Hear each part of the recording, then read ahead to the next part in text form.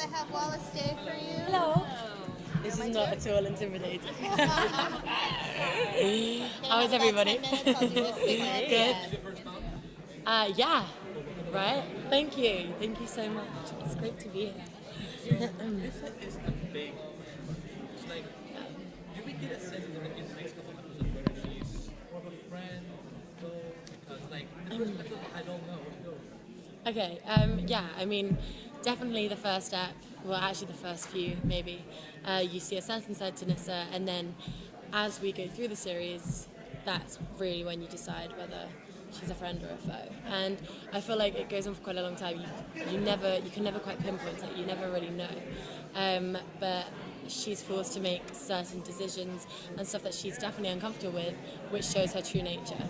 And you'll definitely see that later on as the series goes on. But I think even at the end, some people still wouldn't have made up their minds. But So does that mean we'll see more of her actually with her own agency? Because she did mention that she has like a plan outside of her father's wishes. yeah. Does that get clearer as we go? Yeah, I mean, I think she's definitely forced to to head down a different direction, and whether it's kind of her own agenda or it's definitely not her father's. She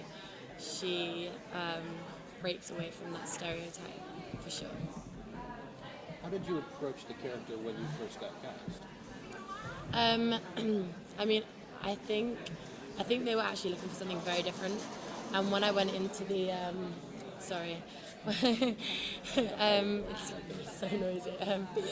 When I went into the audition, I definitely played a completely different version of Nissa, and even now they make a joke because when like a few people saw me as Nissa, it was totally a different type of casting, and they weren't entirely sure, I don't think. And then after a few apps, I think everyone started going, okay, like that wasn't the Nissa we had in mind, but actually that works. And it was, I don't want to say totally different, but I think she was very different, but it was just my natural instinct when I read the script, and it was just something that I just wanted to jump for, and I wanted to make her so much more interesting and go further. And actually, I kind of worked alongside the writers to develop a slightly different storyline with her. So is Nissa more like you or a separate thing entirely? No, I don't think Nissa's more like me. I think she's actually maybe even more opposite to myself.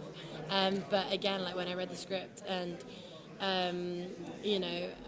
the decisions she was making, I thought, obviously, like when you get a script, the character breakdown is there, and I just thought that the character breakdown didn't serve who I thought Nissa really was, and I wanted to explore that, and it did, and people liked it, so we kept it.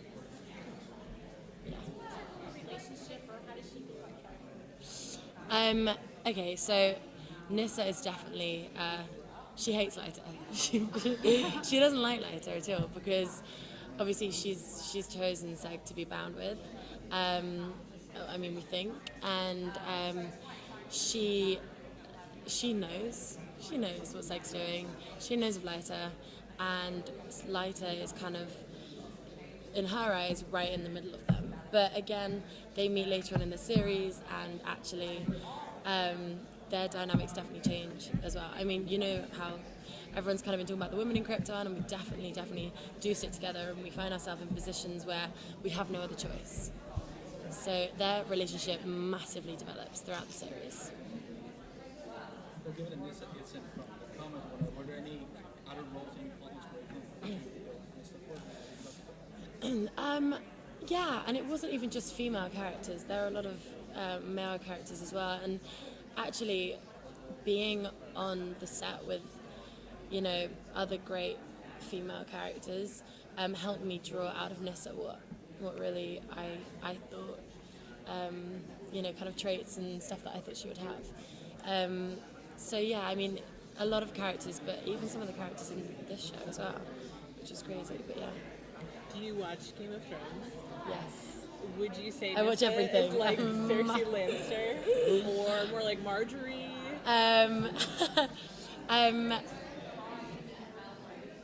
No, I don't think she is. Okay. I honestly, believe me when I say that you really haven't even scratched the surface with her yet, because you haven't. And when we're talking a few episodes down, you're going to see why. But yeah, no, I don't think so. Going back to what you mentioned, Yeah. which episodes do you tease the most you want to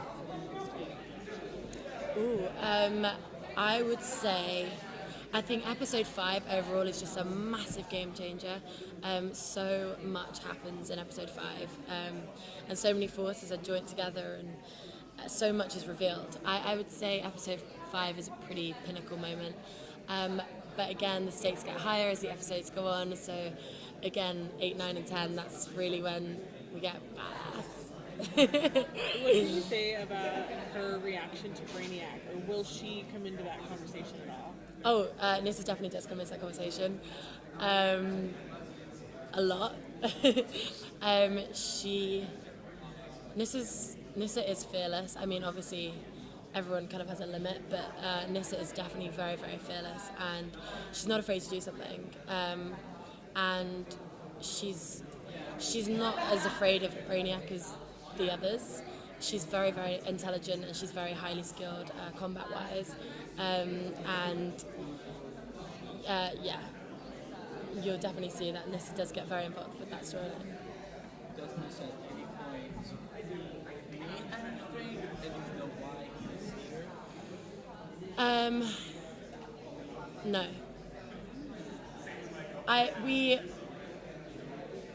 Not really, no. Yeah, but there is more to come on that, just not yet. But for now, no.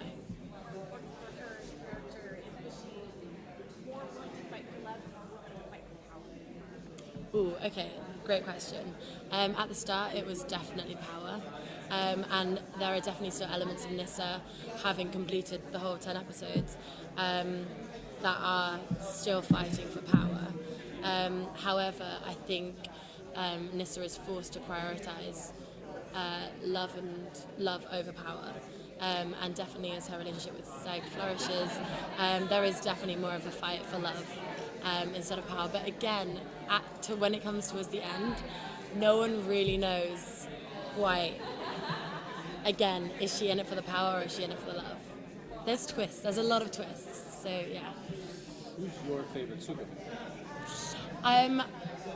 My favorite Superman as a movie instead of a person, I would say is the original, just because it really helped me understand Krypton. Like obviously at the start, there's a lot of it. Actually, Man of Steel had a lot at the start as well. I've just remembered. Because your dad looks like Russell Crowe. Yeah, exactly right. Just like him. Yeah, I mean, I would say the first movie, but I think Henry Cuffe, I think he's also great. But yeah, my brother was, and obviously we're very close. We grew up together, and yeah, that definitely overlapped, and definitely something that we had in common. And it definitely made being part of Krypton a lot easier for me, having been brought up with DC characters and comics my whole life. Yeah, but now I feel like I'm more of a nerd now. I feel like every time I see something I freak out, and I read stuff now, not for research but because I enjoy it. But yeah.